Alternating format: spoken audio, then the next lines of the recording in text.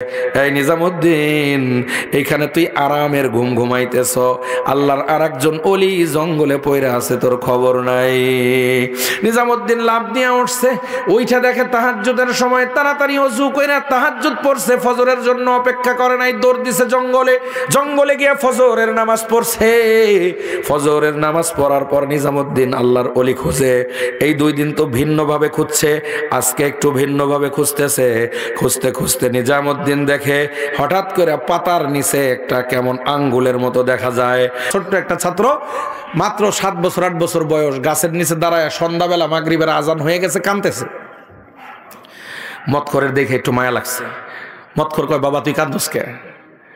পিচ্ছি মনে মনে কয়, আমি কি লে কান্দি, তোরে কয়ে লাভ আছে? তুই দুটা মতখর। মুখে কিছু কয় না, কয় বাবা একটু বলো না কিসের জন্য কান্দো? কবে আমি কাঁদতেছি আমার দুঃখের, আপনি বুঝবেন না? না বুঝমু কও।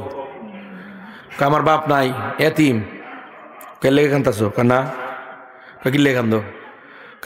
আমার মা মানুষের বাড়িতে বাড়িতে কাজ করে, বিকালবেলা আমার মা যায় ঝাড়ু দেয়, এরপরে ওখান থেকে আমার মা আমার জন্য কিছু খাওয়ান নিয়ে আসে। তুমি সারাদিন কিছু খাও না, এর লেগে কাঁদতেছো? না। আমরা একদিন না খাই কান্দি না, আমার মাদ্রাসার ছাত্র যারা তালবে এলে 2-4 দিন না খাই অভ্যাস আছে। সন্ধ্যাবেলা আমার জন্য কিছু খাওয়ার নিয়ে আসে, লগে করে 100টা কুপা তেল নিয়ে আসে, কেরাসিন তেল। এই তেলটা না কুপার মধ্যে ভরে দেয়। আসলে তো কারেন্ট ছিল না, অনেক আগের কথা না। কুপার মধ্যে ভরে দিলে আমি সন্ধ্যা থেকে এসা পর্যন্ত 1 পৃষ্ঠা কোরআন মুখস্থ করি, সকালবেলা উস্তাদের কাছে মাদ্রাসায় গিয়ে শোনাই। আমি কাঁদতেছি আজকে এই দুঃখে, সন্ধ্যা হয়ে গেছে, আমার মা আসে নাই, খাওন নাই, জন্য আমি কান্দি না। একদিন না খায় থাকলাম কি হয়, কিন্তু আমার মা মনে হয় আজকে আমার জন্য তেল কিনার টাকা জোগাড় করতে পারে নাই, এই জন্য মা আসতেছে না। মা যদি তেল কিনে না নিয়ে আসে, আমি আজকে পড়তে পারুম না কোরআন শরীফ। কালকে মাদ্রাসায় গিয়ে দেখবো আমার ক্লাসের যারা আছে আমার থেকে 1 পৃষ্ঠা আগায় গেছে, এই দুঃখে আমি কান্দি। মতখর হইলেও লোকটা তো মানুষ, ভিতরে অন্তর আছে, মায়া লেগে গেছে। এবার মতখর মনে মনে কয়, আল্লাহ সারা জীবন কত উল্টাপাল্টা কাম আকাম, কোনোটা নাই বাদ যেটা করি নাই। ও আল্লাহ, টাকা পয়সার অভাব নাই, মদ খাইছি উড়াইছি, আল্লাহ গো আকাম কুকাম করছি, আর তো মনে চায় না। করতে করতে মানুষের ঘৃণা এসে গেছে এটার প্রতি। অনেক মানুষ ও দোস্ত একটা কাম করতে করতে এক সময় তার প্রতি ঘৃণা আসে কি আসে না? আল্লাহ হেদায়েত দিতে চাইলে এইভাবেই দেন। মদখোরের মনের ভিতরে মদ সম্পর্কে ঘৃণা ঢুকে গেছে। এইবার মদখোর আল্লাহ রে কয়, আল্লাহ রে সারা জীবন কত কিছু করলাম, শুনছিলাম তওবা করলে নাকি তুমি মাফ করে দাও। ও আল্লাহ, আজকে তওবা করলাম, আজকে থেকে আর মদ খাবো না, আজকে থেকে আর আকাম কুকাম করব না। আমার যে প্রত্যেক দিন মদের বাজেট ছিল, এই বাজেট দিয়া এই যে ছোট্ট ছাত্ররা মাদ্রাসায় পড়ে হেফজ পড়বে, এই ছাত্রের জন্য আমি তেল কিনা দিব। যতদিন সে হাফেজ হইতে না পারে ততদিন আমি তারে তেল কিনা দিয়ে হাফেজ বানানোর চেষ্টা করব।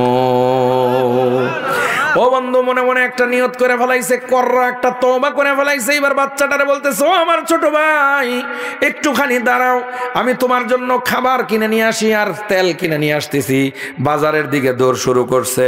ও বন্ধু, ছোট্ট বন্ধু আশায় বুক বেঁধে ও বন্ধু গাছের নিচে দাঁড়ায় রইছে। ও বন্ধু, কিন্তু আল্লাহর কারিশমা বোঝা বড় মুশকিল, আল্লাহ তাআলার ইচ্ছা বোঝা বড় মুশকিল। এই মদখোরটা বাজারের সামনে গিয়া হঠাৎ করে হুঁচট খেয়ে পড়ে গেছে, হার্ট অ্যাটাক হয়ে গেছে, সঙ্গে সঙ্গে লোকটা ওই জায়গায় মারা গেছে।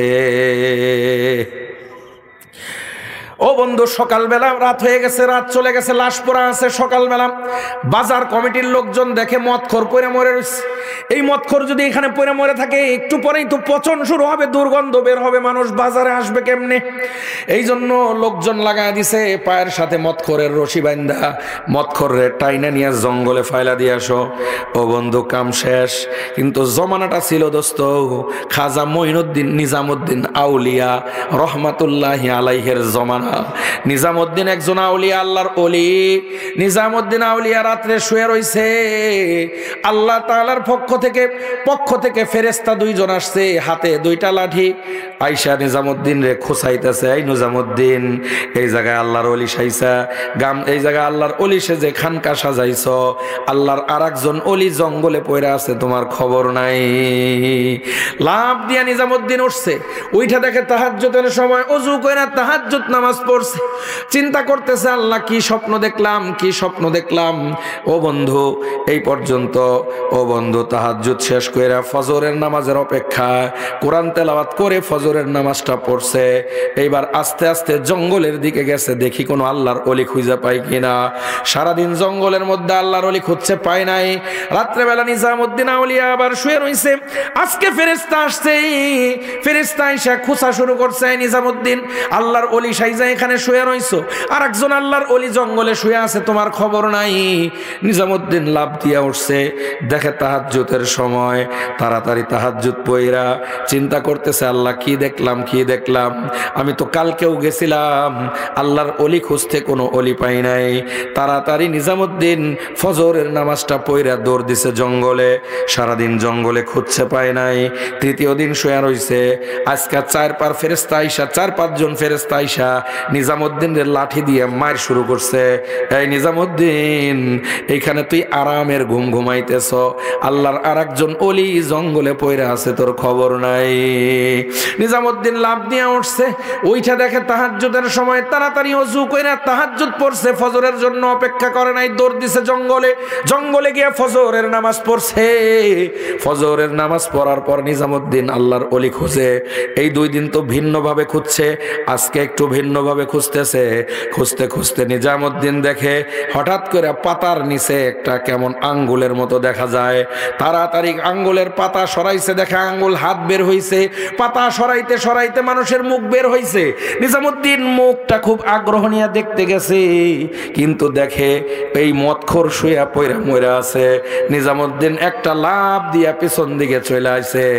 এইটা মদখোর, এইটা আবার আল্লাহর ওলি হয় কেমনে? কিন্তু নিজামুদ্দিন আল্লাহর ওলি বুঝতে দেরি হয় নাই। নিজামুদ্দিনের কে আল্লাহ বুঝ দিয়া দিছে। নিজামুদ্দিন চিন্তা করে দেখলো, এইটা তো মদখোর মারা গেছে আরো 3 দিন আগে। 3 দিনে মদখোরের শরীর পচে গন্ধ হওয়ার কথা। আমি যখন তার মুখের সামনে থেকে পাতা সরাইলাম, গালটা তো খোলা ছিল, হালকা একটু খোলা, এখান থেকে তো পচা গন্ধ, পোকামাকড় দেখা যাওয়ার কথা, আর দুর্গন্ধ আসার কথা। কিন্তু আমি যখন এই মদখোরের নাকের কাছে, মুখের কাছে আমার মুখটা নিলাম, তখন দেখলাম মদখোরের গালের ভিতর থেকে এমন একটা জান্নাতি গন্ধ আসতেছে, এমন একটা মেশকাম্বরের গন্ধ আসতেছে। আমি নিজামুদ্দিন জীবনেও এরকম সুঘ্রাণ পাই নাই। বলেন সুবহানাল্লাহ।